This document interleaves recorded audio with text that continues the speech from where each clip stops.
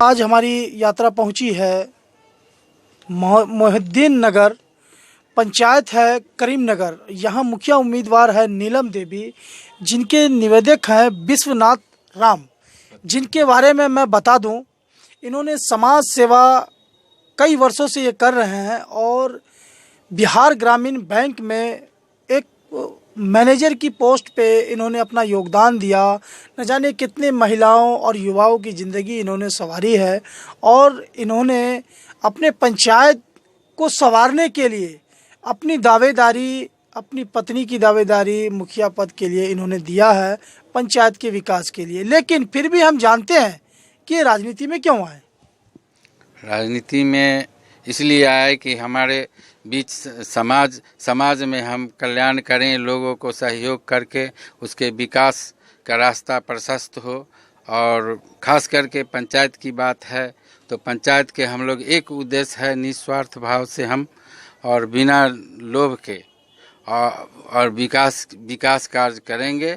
एवं निश्चित रूप से है कि हम आदर्श पंचायत बनाने के और अग्रसर हैं और हम बना के रहेंगे अगर हम इससे सफलता हमको मिल जाती है तो। पंचायत में भ्रष्टाचार एक जटिल मुद्दा हो गया है और आप समाज सेवा भी करते हैं, लेकिन आप इस भ्रष्टाचार से कैसे निपटिएगा? हम भ्रष्टाचार के कट्टर विरोधी हैं, जी ना। हम जो देख रहे हैं समाज में भ्रष्टाचार के कारण हमारे गरीब गुरबों लाचारों को कोई सुविधा नहीं मिलता है और हमेशा वंचित रह जाते। ऐसा है कि भ्रष्टाचार को हम ग्राम सभा, आम सभा के माध्यम से निश्चित रूप से विचार ला करके हम उसको समाप्त करेंगे। और ये माध्यम एक अच्छा माध्यम है कि इस पर सभी तरह के विचार ला करके हम लोग और सबों को विचार जान करके और उसको सक्रिय रूप से कार्य रूप हम लोग देंगे तो निश्चित रूप से इसको हम निदान पाएंगे। मतलब आप कहना चाहते हैं कि आम सभा, ग्राम सभा के माध्यम से जो पंचायतों में और वार्डों में जो सभाएं होंगी उस पर योजनाएं की जानकारी मिलेगी, जिससे पारदर्शिता आएगी। तो यही एक रास्ता बचता है कि और भी कोई रास्ता है? नहीं, यही मूल कारगर रास्ता है जिसमें योजनाओं की जानकारी के देने के साथ साथ हम लोग पारदर्शिता ला करके हम जनहित में काम करेंगे, जिससे लोगों को और समाज को विकास होगा और आगे जो है सो गड़बड़ियाँ जो है वो कम हो जाएगी।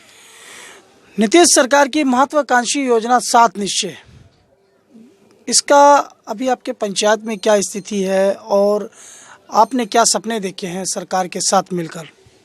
ऐसे बोलने के लिए अलग बात है। 7 निश्चय सरकार की अच्छी निश्चय योजना है जिसको हम समर्थन करते हैं कि यह लागू हो, लेकिन कुछ ही पॉइंट लागू होता है, उसका अनुपालन पूर्ण रूप से अभी वर्तमान में नहीं हो रहा है।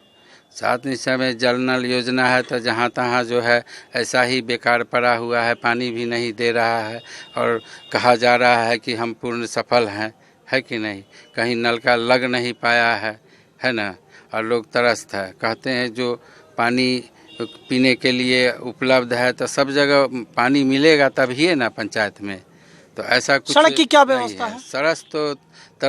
सड़क की जब हमारे ग्रामीण ही मुखिया होते रहे हैं तो उसके बावजूद भी हम लोगों ने उतना नहीं देखा कि चलो भाई ग्रामीण है तो वो गांव का काम होगा तो अच्छा ही होना चाहिए। लेकिन लोगों के से जाना गया और देखा भी गया है कि लगता है कि 6 महीना भी रोड नहीं चला और टूट फूट के बर्बाद है। तो ये तो पुरानी बातें अब हो गई नेताजी। तो अब ये बताएं कि आगे आप कैसे इस पे काम कीजिएगा? नहीं, आगे जब हम लोगों की बारी आती है तो हम निश्चित रूप से उसमें कड़ाई से पालन करेंगे, चूँकि हम लोग सूझबूझ वाले बुद्धिजीवी आदमी है, ऐसा कुछ नहीं है। और समाज के दृष्टिकोण माने लोगों के विकास और हर लोगों के नज़र में अच्छा भी दिखे और ठोस मजबूती आवे, उस तरह हम लोग काम करेंगे विश्वास के साथ। मतलब 7 निश्चय को धरातल पे लाने का काम कीजिएगा, कुल मिला के ये बात है? निश्चित रूप से, इसलिए कि अब आधी आबादी महिलाओं की है, महिलाएं आज पंचायत में बेरोजगार हैं, उनके रोजगार के लिए क्या कुछ ऐसा प्रोग्राम पंचायत में होता है कि महिलाओं को भी रोजगार दिया जाए? अब आधी आबादी महिलाओं की है, महिलाएं आज पंचायत में बेरोजगार हैं, उनके रोजगार के लिए क्या कुछ ऐसा प्रोग्राम पंचायत में होता है कि महिलाओं को भी रोजगार दिया? अभी आप जानना चाहे कि महिलाओं को रोजगार कैसे जी मिलेगा, जी तो मेरा है कि महिलाओं को हम लोग बैंक के माध्यम से भी शिविर लगवा करके हम लोग उनको ऋण दिलाएंगे और आगे कुटीर उद्योग के लिए या सिलाई योजना उसके तहत जो है वो सब, और उनके जो महिलाएं से रिलेटेड जो भी योजना रोजगार से रिलेटेड होगा उसको हम लागू करने का निश्चित रूप से काम करें। इसलिए कि हमें पंचायत को आदर्श पंचायत बनाना है, इसलिए हम हर पहलू पर काम करेंगे।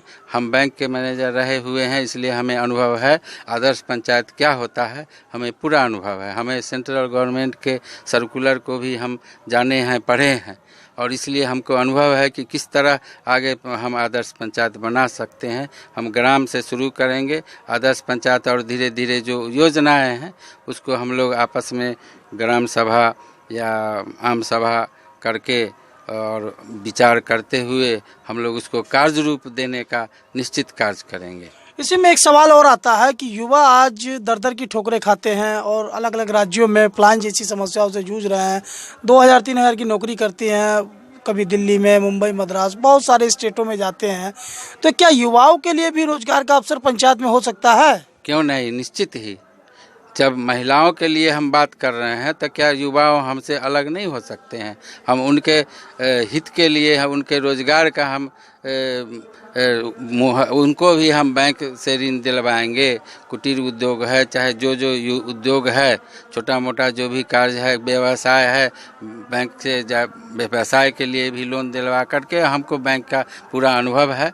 उसमें जो भी योजना बैंक से रिलेटेड है, भारत सरकार हो चाहे राज्य सरकार हो, सभी योजनाओं को हम भरसक काम करेंगे। हमारा तो इतना जानकारी जरूर है कि जो योजनाएं हमको लाना है, हम बैंक से या अन्य केंद्र से या बिहार सरकार से, वहां से भी हम अपने पत्र लिख करके इस सब योजनाओं का हम लाभ।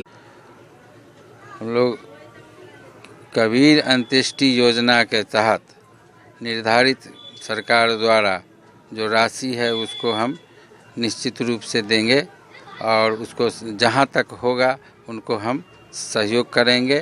हमारा भी व्यक्तिगत जो होगा वो हम अपने तरफ से भी सहयोग करेंगे, जहाँ जिससे कि उनको सहयोग मिल करके उसको सही मदद मिल सके।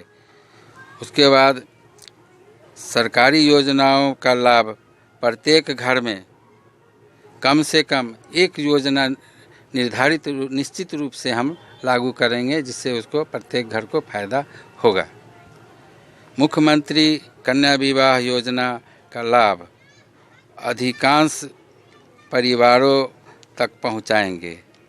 7 निश्चय योजना जो सरकार का, बिहार सरकार का सपना है, उसको हम अक्षर से चाहेंगे कि वो लागू रहेगा और उसका हम पालन करवाएंगे, और जिससे हर क्षेत्र में लोगों को लाभ मिल पाएगा। आगे और क्या सपने हैं? और है कि विद्यार्थियों एवं बालिकाओं के लिए प्रत्येक वर्ष में प्रत्येक वार्डों में वाईफाई की व्यवस्था फ्री करवाना है। पुस्तकालय की स्थापना ये मेरे लक्ष्य में है। डिग्री कॉलेजों की स्थापना जहां संभव होगा वो भी मेरे लक्ष्य में शामिल है। 6 बेड का अस्पताल बनवाना एवं पंचायत में फ्री एम्बुलेंस की सेवा उपलब्ध कराना मेरे लक्ष्य में शामिल है। सामुदायिक भवन, विवाह भवन का निर्माण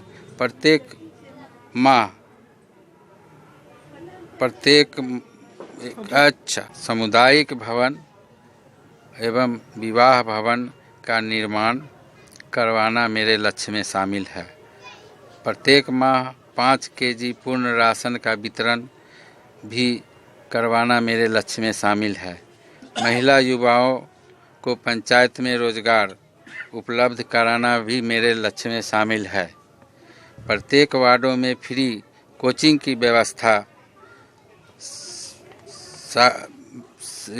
की व्यवस्था करवाना एवं सार्वजनिक शौचालय की व्यवस्था भी कराना। संपूर्ण पंचायत में शौचालय योजना के तहत निर्धारित राशि का पूर्ण भुगतान होगा, उसमें किसी भी अतिरिक्त खर्च लोगों को नहीं लगने देंगे। जो तत्काल सुना जा रहा है कि 2000 लगता है, वो किसी को नहीं लगेगा। फ्री लगेगा, फ्री में निश्चित रूप से होगा। संपूर्ण पंचायत में जो सभी समुदाय के धार्मिक स्थानों का सौंदर्यीकरण करना है।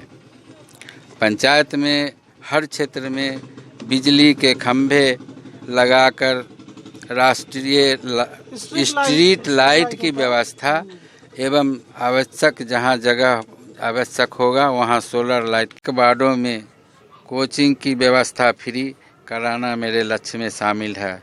सार्वजनिक शौचालय की व्यवस्था भी कराना हमारे लक्ष्य में शामिल है। इस तरह से हम पंचायत के लोगों को विकास की ओर ले जाने की मेरा मुख्य लक्ष्य है और मुख्य लक्ष्य के साथ अंत तक मेरा पूर्ण एम है कि हम आदर्श पंचायत बनाएंगे तो बनाएंगे। इसमें कोई हम इससे कंप्रोमाइज़ नहीं करेंगे, ये मेरा मुख्य लक्ष्य है।